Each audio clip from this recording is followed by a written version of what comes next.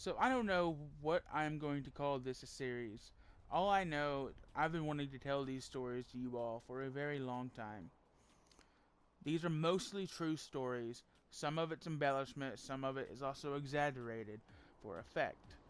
But the point is, these are true stories. Let's get into it.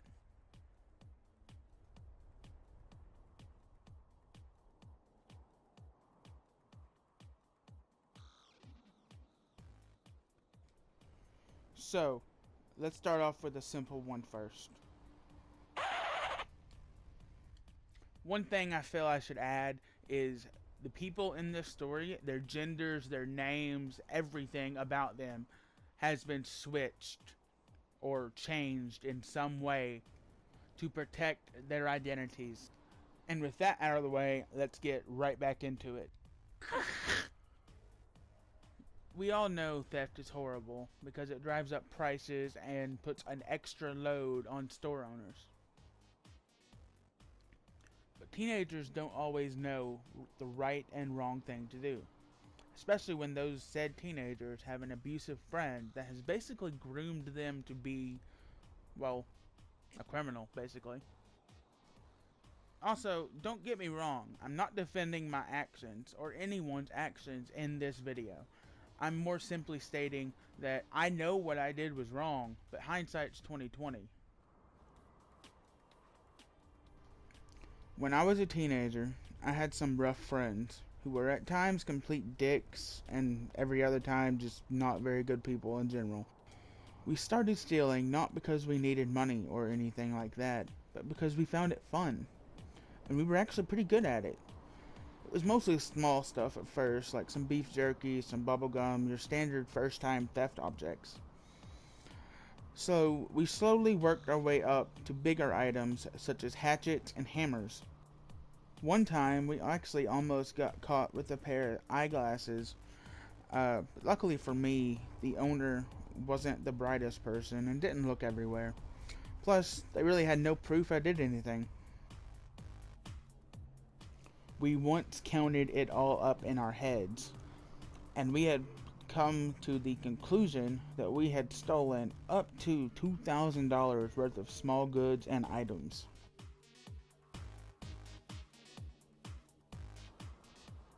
Before we go any further, I want to introduce the two friends that I was hanging around with back then. Their names for the video are Justine and Joel. So we finally worked our way up to video games at a redacted is where we finally got caught. It was me, Joel, and Justine. Joel almost got away, but Justine and I got called into redacted security room, and our parents got called.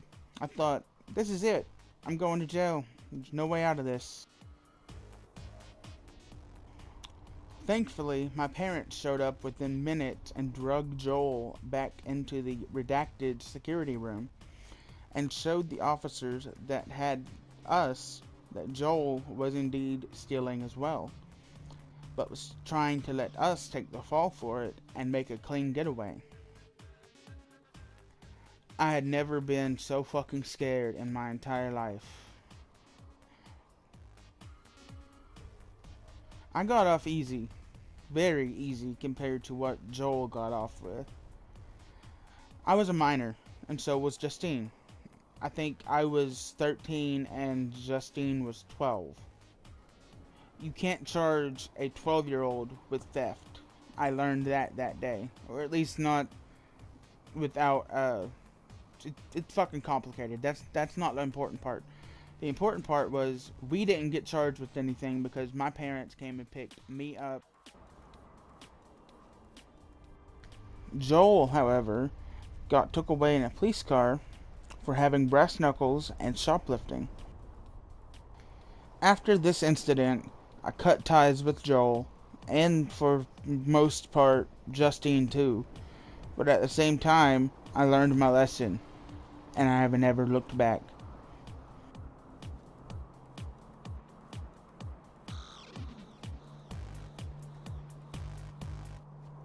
Hey guys, I want to thank my Patreon members, and if you want to become a patron and get 24-hour early access to my videos, check out my Patreon.